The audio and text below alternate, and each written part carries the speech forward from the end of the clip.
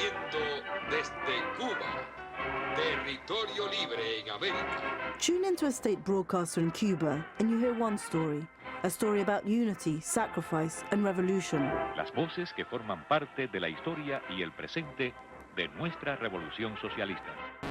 Tune into the version being beamed into Cuba out of Miami. Noticias objetivas y programas de información sin censura. And you'll hear another story, a different narrative about privatization, entrepreneurship and freedom to speak, to buy, to travel. Las cartas de invitación de alguien en el extranjero que costaban hasta $200 en un país con un salario promedio de $20 al mes. Radio Marti. This is Radio and TV Marti, a US government-controlled broadcaster based in Miami, transmitting to an audience in Cuba, targeting those sacred cows the Cuban state and its media have tried so hard to preserve, the socialist ideals of free health, education and housing. Watch Marti, and those ideals are in a state of crisis. For example, the idea of the healthcare system. It was considered one of the pillars of the revolution, the free access to health. But by the several reporters that we have working for us on the island, across the island, we see that reality for everyday folks of access to good medical health is limited. Las pruebas más fehacientes de que la salud pública en Cuba no es exactamente lo que el gobierno castrista ha querido exponer ante los ojos del mundo. I believe that the job of a journalist is to also become a watchdog of the authorities. Only that this watchdog has never been an independent one. Radio Marti was set up in 1983 by the Reagan administration, followed in the early 90s by TV Marti. The government also created an Office of Cuba Broadcasting to manage and oversee the Marti network. The OCB says it ensures that Radio TV Marti's news output is, quote, accurate, objective and comprehensive. Cuba was not a unique target for the US's media forays.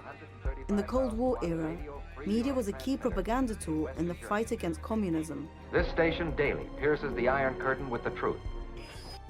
But Cuba has always been in a different category, its proximity to its enemy making it much more of a target.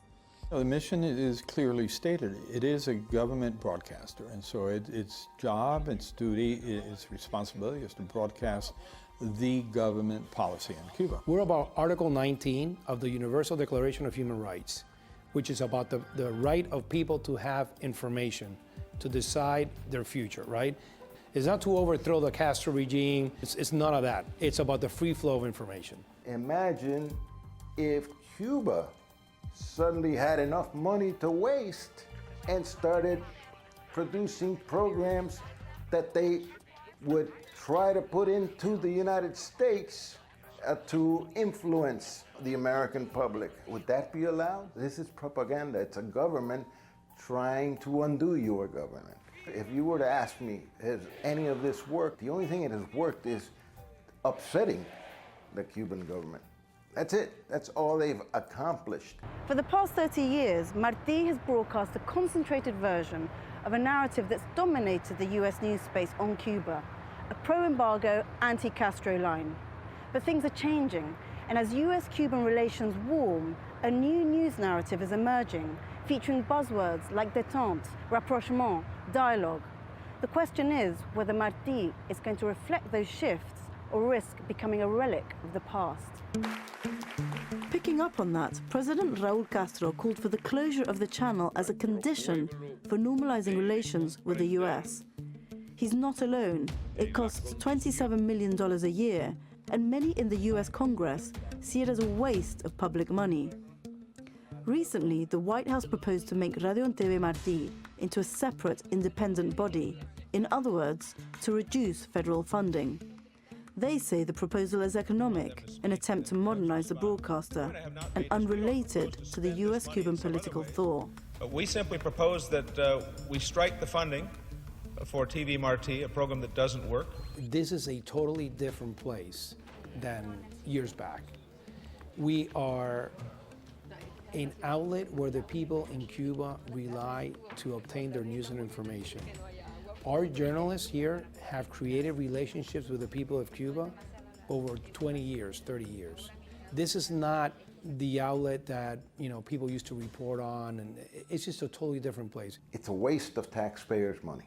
And over the years, it's estimated they've wasted more than $500 million on things that people in Cuba don't listen to, people in Cuba don't see.